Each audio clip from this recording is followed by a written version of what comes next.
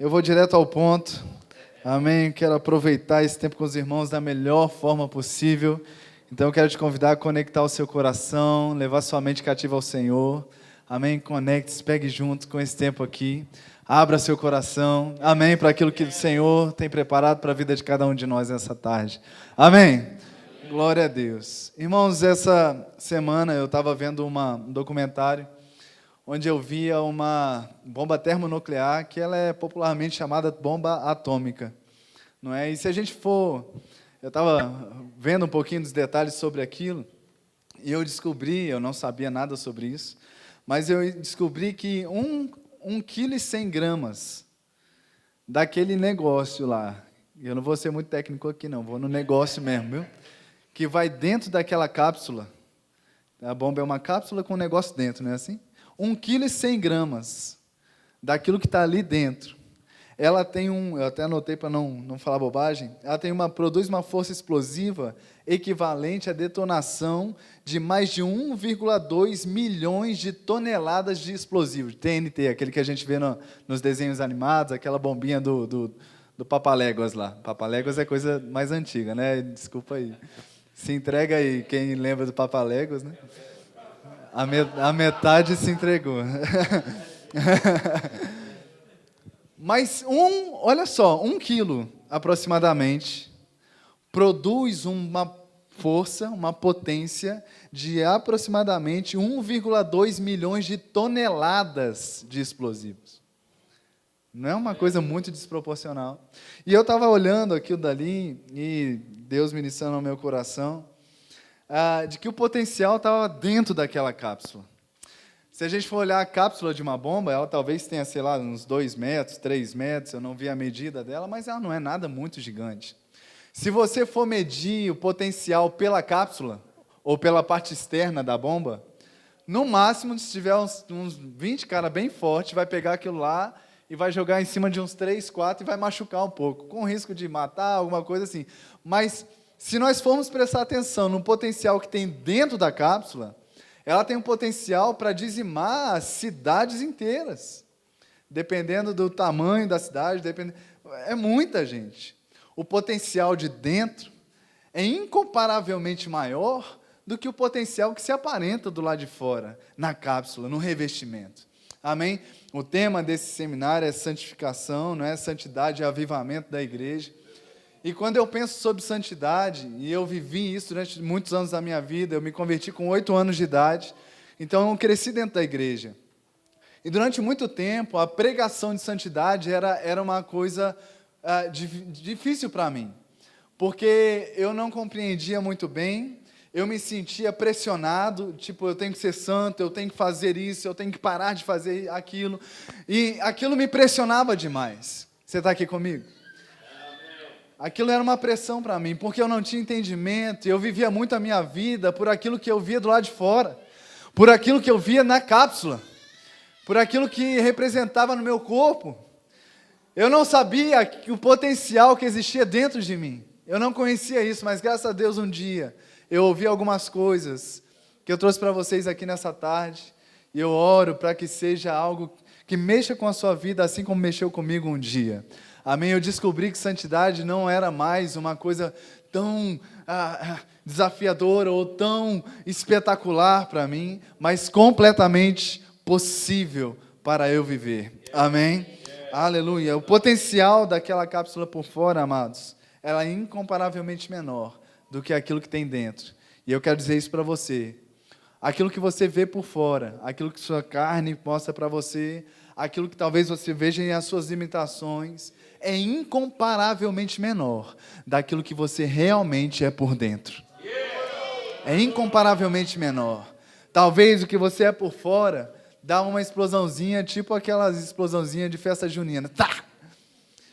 Mas, meus irmãos, o potencial que existe dentro de cada um de nós. Smith Wigglesworth disse uma vez que se cortasse ele ao meio, a luz que irradiaria de dentro dele poderia iluminar todo o universo. Isso é um fato sobre a nossa vida. A vida, a luz, a glória, Aleluia. Aquilo que tem dentro de nós, amados, é tremendamente poderoso. Amém? E basta nós tentar entender um pouco isso. Pegar a revelação do que é isso e viver essa excelência de vida na nossa vida. Amém? Amém. Glória a Deus. Quando nós vemos a Bíblia falando sobre quem nós somos em Cristo, nós nos deparamos com desafios. A Bíblia diz que nós somos santificados, justificados, nós somos amados, nós somos providos, prósperos, nós temos saúde, nós temos paz, nós temos alegria, nós temos um pacote de coisas maravilhosas da parte de Deus. E se nós não olharmos para essas coisas todas, do ponto de vista do coração, meus irmãos, vai ser um baita desafio vivermos essa excelência de vida. E muitos irmãos, muitos cristãos, muitas pessoas, quando se deparam com aquilo que a Bíblia fala a seu respeito, elas pensam assim: talvez essas coisas estejam falando a respeito da minha vida no céu. Talvez essas promessas tão lindas e maravilhosas estejam falando estritamente a minha vida que vai ser no céu. A gente sabe que vai ser muito bom lá. Mas, amados, na verdade, a palavra fala sobre uma vida plena agora e uma vida ainda completamente plena no tempo que há por vir. Amém? Mas existe algo para vivermos da parte de Deus agora. Romanos 5,17, por exemplo, diz: se pela ofensa de um só e por meio de um só reinou a morte, muito mais os que recebem a abundância da graça e o dom da justiça reinarão em vida, por meio de um só, a saber, Jesus Cristo.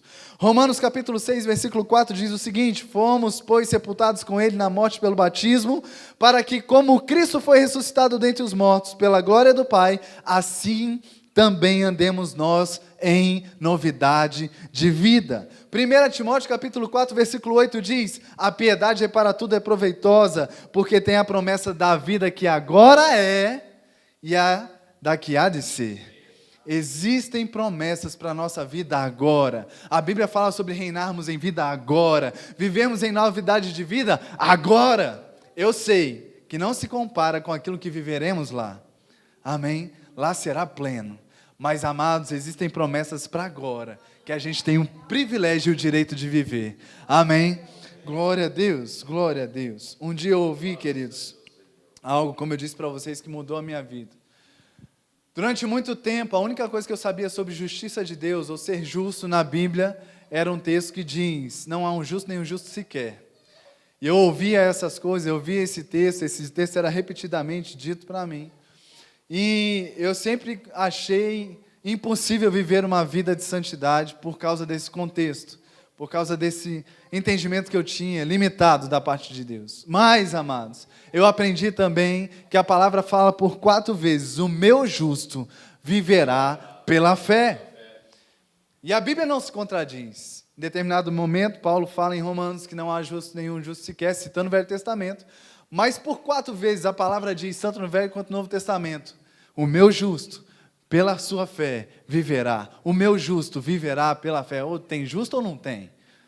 O que está certo? O que está errado? A palavra diz, amados, quando diz não há um justo, nenhum justo sequer, quando Paulo fala sobre isso em Romanos capítulo 3, se não me engano, ele está falando sobre os judeus que tentavam viver pela sua justiça própria. Ele está dizendo: a lei não te justificou. Na verdade, judeu e gentio está tudo igual. Se não receber a Cristo como Senhor, não tem um justo sequer, porque o único que tem poder de justificar é Cristo Jesus. E aí a Bíblia está dizendo para nós: o justo, o meu justo, Deus falando conosco, o meu justo, aquele que crê em Cristo Jesus, aquele que nasceu de novo, vai viver pela fé. Somos justos, somos justiça de Deus, somos santificados em Cristo Jesus, temos uma nova história, uma nova vida para viver. Amém? Para mim mudou um dia. Durante um tempo da minha vida de crente, eu olhava para mim pela cápsula. Então meu entendimento era: eu sou um pecador desgraçado e não tem jeito para mim. Ai, ai, ai, o que eu vou fazer da minha vida? Mas em determinado momento, através do ensino da palavra, eu comecei a olhar mais para dentro do que para fora, entendendo aquilo que aconteceu no meu coração, no meu espírito. E hoje eu entendo: eu sou justiça de Deus em Cristo Jesus. E basta esse potencial que existe dentro se manifestar. E essa cápsula será quebrada.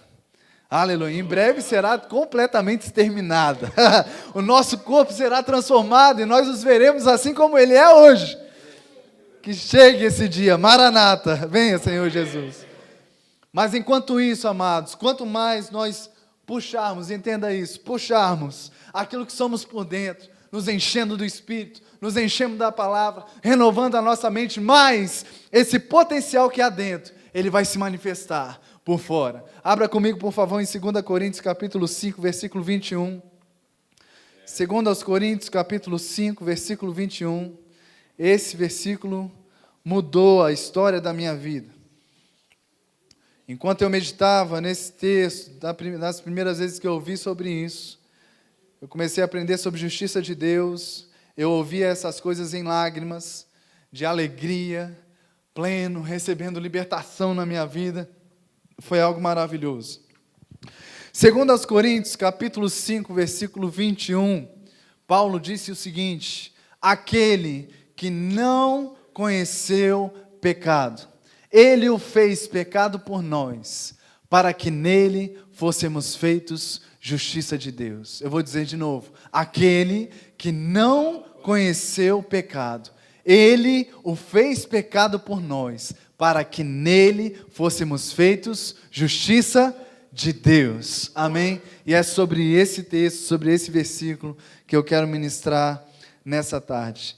Esse texto está falando que Deus fez Jesus pecado por nós, para que em Cristo nós fôssemos feitos justiça de Deus. Amém? Deus fez Jesus pecado por nós, para que em Cristo nós fôssemos feitos a justiça de Deus. Para você acordar, você pode repetir isso comigo? Diga: Deus fez Jesus pecado por nós, para que em Cristo nós fôssemos feitos justiça de Deus. É óbvio que isso aqui está falando da cruz, o momento que Jesus está na cruz e é feito maldito, e é sobre isso que nós vamos meditar nessa tarde. Amém? Nós estamos falando de santidade, santificação, e santificação, o tema santificação existe por causa do tema pecado. Se não houvesse pecado, não haveria necessidade de santificação. E da onde surgiu esse tema pecado? A ideia de pecado, de onde surgiu isso? Creio que você já ouviu falar sobre isso surgiu na criação, amém, ou na queda, amém? O Senhor criou o homem e a mulher, a humanidade, a sua imagem e semelhança, e Adão e Eva estavam naquele jardim. Deus falou: tem uma árvore aqui, a árvore do conhecimento do bem e do mal, e dessa árvore eu peço que vocês não comam, amém? E aí o que aconteceu? Nós sabemos que eles comeram do fruto da árvore do bem e do mal. Eu gosto sempre de começar em Gênesis, então vá lá comigo, Gênesis capítulo 3, por favor. Nós vamos ler a Bíblia, bastante hoje, então se prepare para folhear a sua Bíblia, porque o que precisa ser exposto aqui é a palavra, amém? Então, abra comigo, passeie na palavra, porque eu tenho certeza que você vai sair dessa tarde edificado, acrescentado, transbordando do Senhor. Aleluia. Gênesis capítulo 3, versículo 6. Antes de nós lermos esse texto, só para apresentar um contexto dessa passagem, Deus colocou então aquela árvore do conhecimento do bem e do mal. Comer do fruto da árvore do conhecimento do bem e do mal significava independência de Deus. O homem declarando sua autossuficiência. Tanto que a tentação, olha para mim primeiro, depois a gente vai ler o texto, olha para mim. Tanto que a tentação da serpente com Adão e Eva, no caso foi Eva ali, foi o quê? Se vocês comerem desse fruto, os seus olhos serão abertos e como Deus, vocês serão conhecedores do bem e do mal. Olha a tentação como foi. Se comer, você será como Deus, conhecedor do bem e do mal. Em outras palavras, se você comer, você não vai ser mais dependente de Deus, porque você vai adquirir o conhecimento que Deus tem e não vai mais precisar de Deus para viver. Então, comer do fruto da árvore do conhecimento do bem e do mal significava o quê? Independência de Deus, autossuficiência, dizer: Deus, eu não preciso de você para viver. Em Gênesis capítulo 3, agora sim, versículo 6, diz: vendo a mulher que a árvore era boa para se comer, agradável aos olhos, e árvore desejável para dar entendimento, tomou-lhe do fruto e comeu, e deu também ao marido, e ele comeu. Abriram-se então os olhos de ambos, e percebendo que estavam nus, coseram folhas de figueira e fizeram cintas para si. Aqui é o primeiro ato de justiça próprio do homem. O homem tentando, pelos seus méritos, pela sua força, corrigir um problema que agora não tinha mais jeito do homem corrigir. O pecado. Tentando tapar o seu pecado. Tentando tapar a sua iniquidade. Versículo 8 diz: quando ouviram a voz do Senhor Deus, que andava no jardim pela viração do dia, esconderam-se da presença do Senhor Deus, o homem e sua mulher, por entre as árvores do jardim, e chamou o Senhor Deus ao homem e perguntou-lhe: onde estás? Ele respondeu: ouvi tua voz no jardim, e porque estava nu, tive medo e me escondi. Eu estava nu, tive medo e me escondi. Eu estava nu, tive medo e me escondi. Esses três sentimentos são sentimentos comuns a todos aqueles que ainda não nasceram de novo, ou aqueles que não têm a revelação de que são justiça de Deus. Ou seja, uma pessoa que não nasceu de novo, que não conhece a palavra, é óbvio que ela se sente assim diante de Deus. Nu, amedrontada, e ela tem sentimento de inferioridade diante de Deus. Mas o pior que pode existir, não sei se é o pior, as duas situações são muito horríveis, mas cristãos que não sabem quem são em Cristo Jesus, podem estar nascidos de novo, com direitos e privilégios. Eu não vou entrar nisso, mas você conhece a história do irmão do filho pródigo, que estava dentro de casa e não usufruía dos benefícios do pai. Dentro de casa, mas estava com medo, inferioridade e culpa. O conceito, o conhecimento, a revelação de que somos justiça de Deus, tira de nós três sentimentos. Três sentimentos: inferioridade, medo e culpa. Depois que nós nascemos de novo, depois somos feitos uma nova criação, o Espírito Santo de Deus habita dentro de nós, não há porquê mais nos vivermos, nos relacionarmos com Deus com o sentimento de inferioridade, medo e culpa. Porque esses sentimentos são sentimentos daqueles que não têm mais a marca da salvação, a marca da santidade. Santidade significa ser separado, ou ser separado para. No início, na criação, Adão e Eva eram santos, separados para Deus. Depois do pecado, eles foram separados de Deus. Amém? E da mesma forma, na nossa vida, com todos nós aconteceu isso um dia.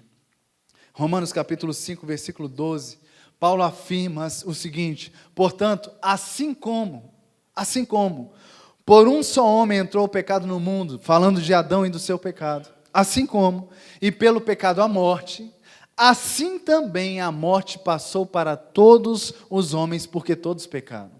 O que você está dizendo? Do mesmo jeito que aconteceu com Adão um dia. Ele era santo, separado, justo, em comunhão com Deus. Adão não tinha medo, não tinha sentimento de inferioridade diante de Deus, não se sentia culpado. Não, Adão convivia plenamente com Deus. Mas depois do pecado, medo, inferioridade, culpa entrou na vida de Adão. Assim como isso aconteceu com Adão um dia, Paulo está dizendo em Romanos 5,17, isso aconteceu com todos os homens um dia. Teve um dia da nossa vida que nós escolhemos comer, estou sendo metafórico aqui, da árvore do conhecimento bem do mal. Um dia na nossa vida, todos nós fizemos isso. Eu quero governar a minha vida, quem manda em mim sou eu. Nesse dia, morremos espiritualmente, perdemos o nosso contato e comunhão com Deus. Nesse dia, culpa, inferioridade e medo entraram em nossas vidas. Nesse dia, um dia aconteceu isso conosco, mas graças a Deus, eu creio que você está aqui, você é nova criatura. Sábado à tarde, eu creio que só tem salvo aqui hoje à tarde, né? Só crente bem cheio do Espírito Santo para estar aqui hoje. Glória a Deus! Romanos capítulo 3, 23, diz que todos pecaram e carecem, precisam da glória de Deus. A palavra glória no grego é doxa. Essa palavra é abundantemente traduzida por glória. Mas é interessante quando a gente vê as possibilidades de tradução da palavra doxa. Doxa significa também opinião, ponto de vista, julgamento. Olha que interessante. Todos pecaram e carecem do ponto de vista de Deus. Todos pecaram e agora carecem, precisam do julgamento de Deus. Vou trazer para 2 Coríntios 5:21. Todos pecaram e agora precisam da justiça de Deus. Existe uma diferença. Justiça própria, ou seja, aquilo que eu posso tentar fazer para corrigir os meus problemas, os meus erros. Ou a justiça de Deus, que é receber aquilo que Ele fez por mim. E o que o Novo Testamento vem trazer para nós, na verdade, o que a história da Bíblia inteira vem trazer para nós o que nós recebemos da parte dele é de graça. É pela graça e é acessado por fé. Não vem de nós para que a gente não se glorie. Não vem de nós, glória, doxa, para que a gente não estabeleça a nossa salvação pelo nosso julgamento, pela nossa opinião, pelos nossos méritos. Vem dos méritos dele para nós. Amém. Aleluia. 1 Coríntios, vai comigo, capítulo 2, versículo 6. Nós vamos chegar num ótimo lugar hoje à tarde. 1 Coríntios, capítulo 2, versículo 6. Nós vamos ler do 6 ao 8. Fala exatamente desse plano de redenção. O mistério que estava oculto, graças a Deus estava oculto, não precisamos mais ficar vivendo no mistério, ele foi revelado, graças a Deus, Cristo em nós, a esperança da glória, amém? 1 Coríntios capítulo 2, versículo 6 a 8 diz, na verdade, vou falar na revista atualizada, entretanto, expomos sabedoria entre os experimentados, não, porém, a sabedoria desse século, desse tempo nosso, nem a dos poderosos dessa época, que se reduzem a nada, mas falamos a sabedoria de Deus em mistério, outrora, antigamente, oculta, a qual Deus pré-ordenou desde a eternidade para a nossa glória. Sabedoria essa que nenhum dos poderosos desse século conheceu, porque se a tivessem conhecido, jamais teriam crucificado o Senhor da glória. Mas como está escrito, nem olhos ouviram, nem ouvidos ouviram, nem jamais, eu disse nem olhos ouviram, né? Que coisa maravilhosa. Nem olhos viram, nem ouvidos ouviram, nem jamais penetrou em coração humano o que Deus tem preparado para aqueles que o amam. Mas Deus nulo revelou pelo Espírito, porque o Espírito a todas as coisas perscruta, até mesmo as profundezas de Deus, ou seja, o mistério foi revelado, graças a Deus. Aquele mistério que estava oculto desde os tempos mais antigos, agora foi revelado para nós, igreja. A gente está vivendo o melhor tempo que poderia ser vivido nessa terra, na terra. Depois vai vir um tempo melhor, mas na terra não tem tempo melhor do que esse não, porque o mistério foi revelado. Lembre-se, 2 Coríntios capítulo 5, versículo 21, diz o quê? Aquele, diga comigo, aquele que não conheceu o pecado. Não, você pode fazer isso melhor, vai. Diga, aquele que não conheceu o pecado. Ele o fez pecado por nós. Para que nele eu fosse feito justiça de Deus. Aqui é o mistério que estava oculto e foi revelado. Esse é o plano que estava escondido desde o Gênesis. A gente não vai ter tempo de fazer isso, mas em Gênesis capítulo 3, versículo 15, fala sobre isso. Deus lá no Gênesis já falou, o homem pecou, está separado de mim, mas já tem um plano. O herdeiro da mulher, o filho da mulher, vai pisar o filho da serpente, vai esmagar a cabeça dela. O plano já estava pronto lá. E o plano era, Jesus Cristo vai nascer de mulher, vai entrar nessa terra legalmente. Não foi um homem, Adão, que causou todo o problema na nossa vida? Pois pronto, eu preciso de um justo. Um só. Vai entrar um justo nessa terra. Ele vai viver. E ele não vai conhecer pecado. Aquele que não conheceu pecado. Hebreus capítulo 4, versículo 15, diz o seguinte: Eu não vou abrir todos os textos, se você quiser anotar e conferir na sua casa, por favor, faça isso, eu quero ganhar um pouco de tempo aqui. Hebreus capítulo 4, versículo 15 diz: porque não temos sumo sacerdote, que não possa compadecer-se das nossas fraquezas. Antes, foi ele tentado em todas as coisas, a nossa semelhança, mas sem pecado. Aquele que não conheceu pecado. Jesus Cristo, o Verbo. Aleluia, o Verbo, que era Deus, que estava com Deus, todas as coisas foram feitas por intermédio dele. Sem ele, nada do que foi feito se fez. O Verbo se fez carne. Uau! Para mim, essa é uma das maiores declarações de amor que nós poderíamos receber em toda a nossa história, em toda a nossa vida. O Verbo, Deus pleno, onipotente, onisciente, onitudo que Ele é, decidiu: eu vou habitar num corpo de carne durante 33 anos e meio para resolver o problema da humanidade, porque eu os amo. Você consegue imaginar isso? Deus pleno, Verbo, eu não sei explicar muito, mas isso, Deus, Ele, num corpo de carne. Tem uns que são mais assim, né? Um corpo de carne mais assim, outros mais gordinho, mais... Um corpo de carne. Eu vou dizer mais uma vez porque isso é maravilhoso. Eu sei, eu pelo menos eu não consigo entender isso racionalmente, mas é por fé que a gente entende isso. O Verbo, Deus pleno, foi para o ventre de uma mulher, virou feto, precisou nascer, precisou depender de uma mulher, precisou mamar nos seios daquela mulher, precisou ser cuidado por 2 seres humanos, precisou crescer, precisou aprender a ler, escrever e fazer tudo aquilo que a gente faz. Foi tentado e não pecou. Por quê? Porque Ele nos ama assim, de tal maneira. Aleluia. Eu sei que racionalmente a gente não consegue, eu não consigo chegar nesse negócio, mas é algo maravilhoso demais. É algo maravilhoso demais. Aquele que não conheceu pecado. A segunda parte do texto diz: Ele o fez pecado.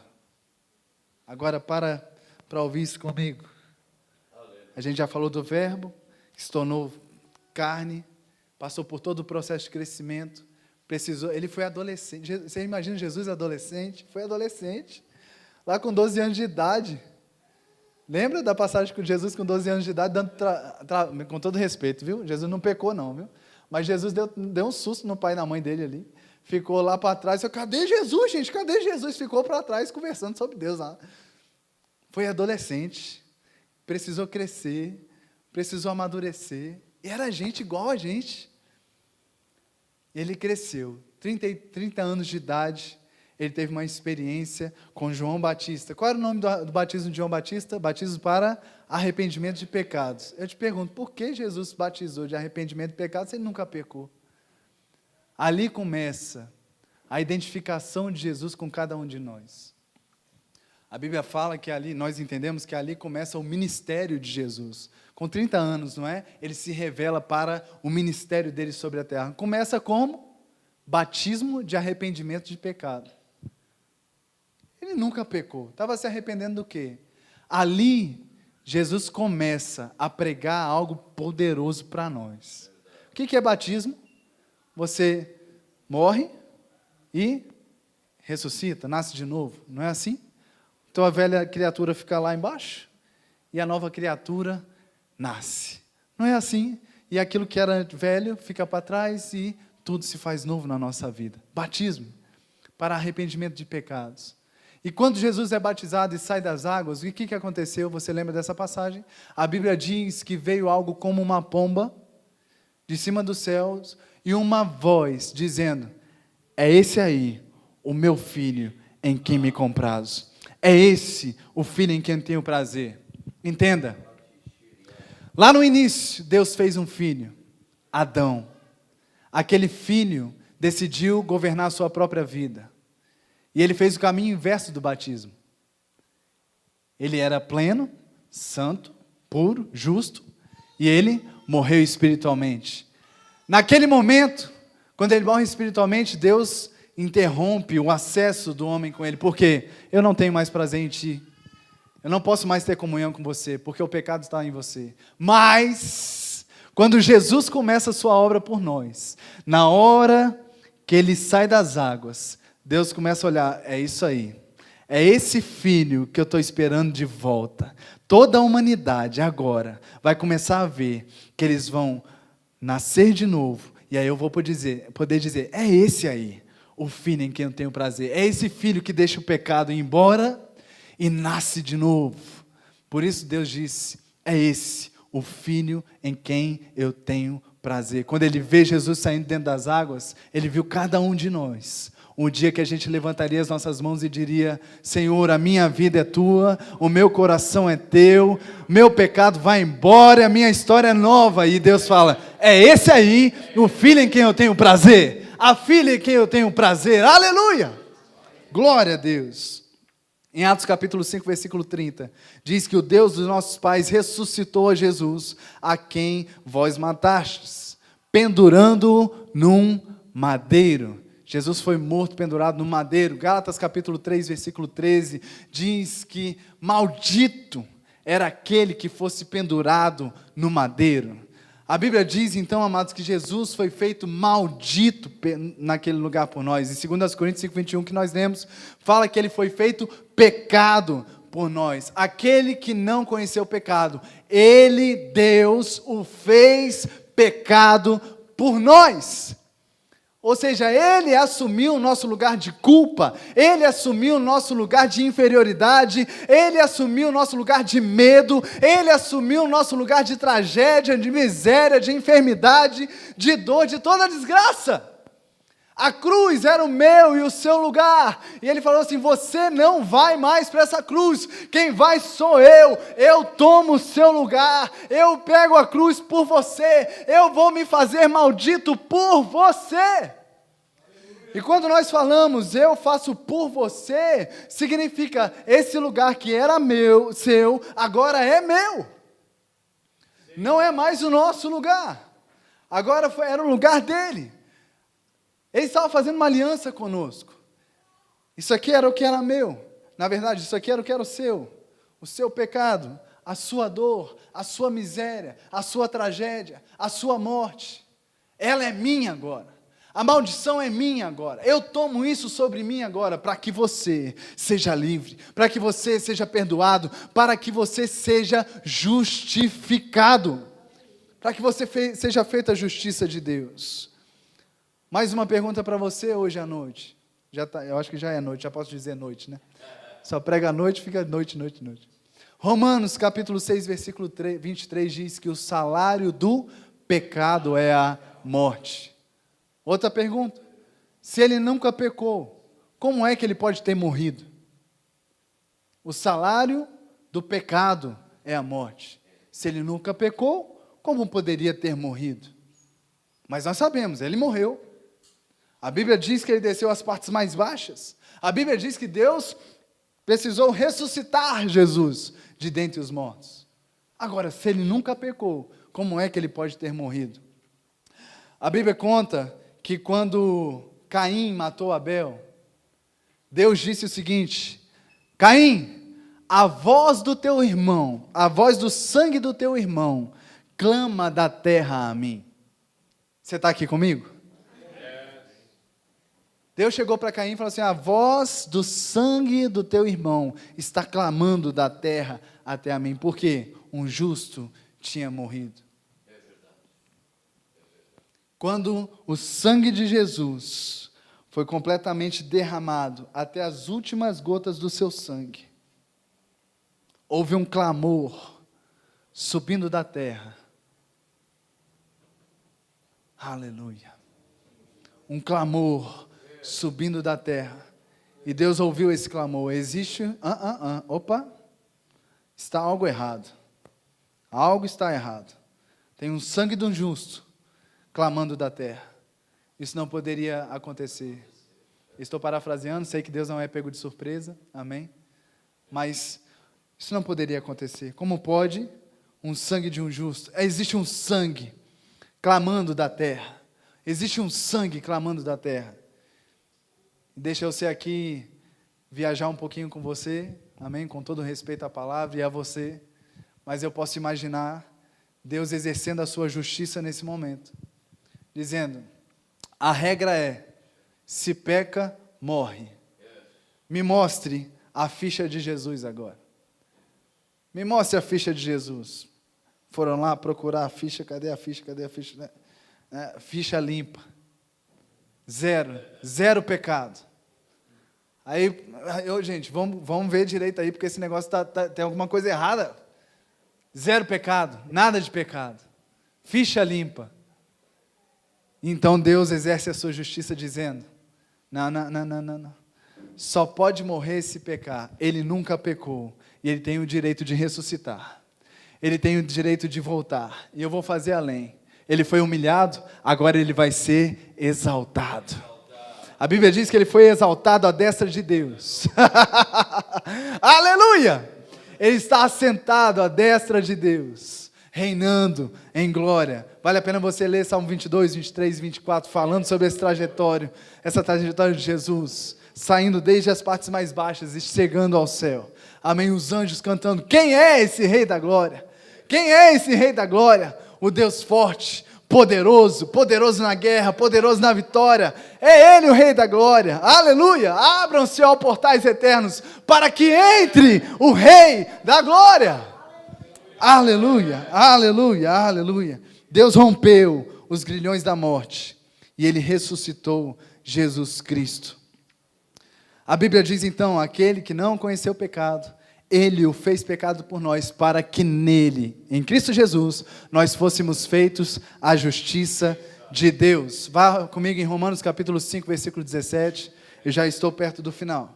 Romanos 5, 17, glória a Deus. Deus é tão bom. Obrigado, Pai. Romanos capítulo 5, versículo 17. Glória a Deus, glória a Deus. Obrigado, Senhor. Diz o seguinte, se pela ofensa de um e por meio de um só reinou a morte, muito mais os que recebem a abundância da graça e o dom presente da justiça. Diga comigo, a justiça é um presente. O dom da justiça reinarão em vida, por meio, através de um só, a saber, Jesus Cristo. 18. Pois assim como, por uma só ofensa, veio o juízo sobre todos os homens para condenação, assim também, aleluia, por um só ato de justiça, veio a graça sobre todos os homens para a justificação que dá vida. Porque como pela desobediência de um só homem, muitos se tornaram pecadores, assim também, por meio da obediência de um só, muitos se tornarão justos.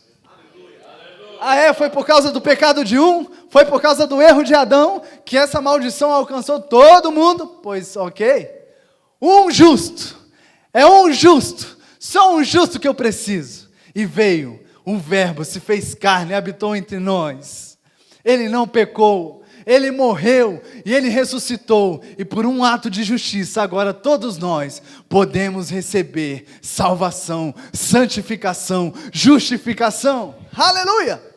Entenda, uma das coisas que travou a minha vida durante muito tempo, é que eu olhava para a cápsula, e eu dizia, como é que pode Deus, eu viver uma vida de santidade? Eu não consigo, porque eu olhava para o Paulinho, o potencial do Paulinho, a justiça, a força do Paulinho.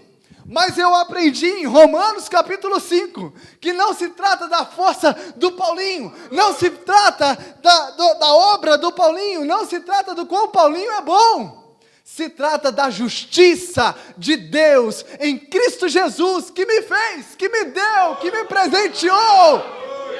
Aleluia! É o que Ele fez por mim. E como é que eu recebo isso? Creia que Jesus Cristo morreu, Ele ressuscitou ao terceiro dia. Confesse-o como Senhor, seja salvo e acabou, meu irmão. Você nasce de novo, você é justiça de Deus. Tá, pastor, mas tem como é. Depois, querido, se encha disso, seja pleno disso, se alegre nisso, renove a sua mente, põe o potencial, 1 quilo de bomba que está dentro para funcionar, para ter o potencial de 12 milhões de toneladas de TNT. Aleluia! Faça com que esse potencial... Quem chegou depois não entendeu direito, mas tem o contexto da bomba aqui, amém? O potencial que está dentro é onde nós precisamos focar a nossa vida cristã. Enquanto nós, como cristãos, ficarmos mais conscientes da cápsula, daquilo que somos por fora, do que somos por dentro, nossa vida vai ser o tempo todo: socorro Jesus, socorro Jesus, socorro Jesus. É errado pedir socorro para Jesus? Não, de jeito nenhum, mas apenas preste atenção no contexto do que eu estou ministrando hoje à noite. Enquanto nós somos mais conscientes do que somos por dentro, do que aquilo que somos por fora, aleluia, nós podemos olhar, uau, que coisa maravilhosa. Não é por mim, não é no meu potencial, não é o quanto eu sou bom, não é o quanto o Paulinho pode ou deixa de poder, é nele, é por ele, é para ele. É Ele em nós a esperança da glória. Se trata dEle fazendo em nós. Se trata dEle operando em nós. Pastor, como é que é esse negócio de viver santificação? Então, traga para fora o potencial que você é dentro. Traga isso. Por isso, amados, que a Bíblia nos mostra no Novo Testamento. Os homens, os escritores inspirados pelo Espírito do Novo Testamento, não tendo dificuldade de dizer santos, aos santos da igreja em Coríntios. Não é um negócio que nós cristãos, principalmente os evangélicos, temos dificuldade de dizer. Os santos, que irmão é santo. Parece que as pessoas são muito mais conscientes do pecado, de que são pecadores, e que todo culto tem que se arrepender de todos os pecados. É pecado, é errado se arrepender de pecado? Não. Mas preste atenção naquilo que eu estou dizendo. Seja consciente daquilo que você é por dentro. Por dentro nós somos, segundo aos Coríntios capítulo 5, versículo 17, uma nova criação. As coisas velhas ficaram para trás e tudo se fez novo. O que precisamos na nossa vida cristã é pegar o que somos dentro. Se você guardar isso dessa ministração hoje, eu já estou felizão. Na vida cristã é pegar o que somos dentro, nos atentar mais para o potencial que somos dentro, do que aquilo que a nossa carne nos diz. Essa carne, meus irmãos, só vai ser resolvido quando Ele vier. Então não vale a pena a gente dar tanto ibope para ela. Parece programa do Datena, que só fala da desgraça. Não é? Não adianta dar ibope para a desgraça. Não muda nada, só traz medo, traz culpa, traz inferioridade. Mas, quando nós começamos a dizer as boas novas, por dentro, nasceu de novo, é uma nova criação, o Espírito Santo de Deus habita em nós, as coisas velhas se passaram, a nossa vida muda, a nossa consciência em Deus muda, e aí a gente começa a entender, o pecado aparece diante de nós, e aí a gente começa a dizer, não, peraí, o potencial que eu tenho dentro é muito maior do que isso, não vale a pena perder tempo com isso, não vale a pena pecar, não vale a pena perder tempo com a parte de fora, que a cápsula ela é tão frágil. Quando uma bomba atômica explode, amados, ninguém nem sabe mais da parte de fora. Ninguém acha a cápsula mais. Porque o poder de dentro é tão poderoso que ela some. Em breve, essa bomba vai explodir. E esse corpo que nos limita hoje, ele vai ser transformado. Amém? Agora, enquanto isso não acontece, permaneça consciente, se torne cada vez mais consciente daquilo que nós somos por dentro. Amém? Eu quero terminar com isso. Colossenses capítulo 2, versículo 13. Por favor. Aleluia. Obrigado, Senhor. Colossenses capítulo 2, versículo 13. Obrigado, Pai. Te damos graça, Senhor. Colossenses 2,13 diz: E a vós outros que estáveis mortos pelas vossas transgressões, a vós outros que estavam mortos pelas vossas transgressões e pela incircuncisão da vossa carne, vos deu vida juntamente com Ele em Cristo, perdoando todos os nossos delitos, tendo cancelado o escrito de dívida que era contra nós e que constava de ordenanças, o qual nos era prejudicial, removeu-o inteiramente, encravando-o na cruz e despojando os principados e as potestades, publicamente os expôs ao desprezo, triunfando deles na cruz. Escrito de dívida aqui, no grego é cheirografon, não sei falar grego, mas isso no português fala assim, cheirografon, que é da onde veio a palavra quirografia, ou escrito à mão. Esse escrito de dívida, fica aqui comigo, nós estamos terminando. Esse escrito de dívida, cheirografon, quirografia, esse escrito de dívida, amados, era um documento daquela época do apóstolo Paulo, que era um documento que era entregue a todo cidadão que devia algo, ou devia algo para o banco, por causa de algum empréstimo, ou devia algo aos cobradores de impostos, que você já sabe que existiam naquela época, pela parte de Roma, ou deviam alguma coisa para o sistema judicial. Era um escrito de dívida, cheirografon, amém? E aquilo era entregue para a pessoa dizendo, você deve, você está devendo.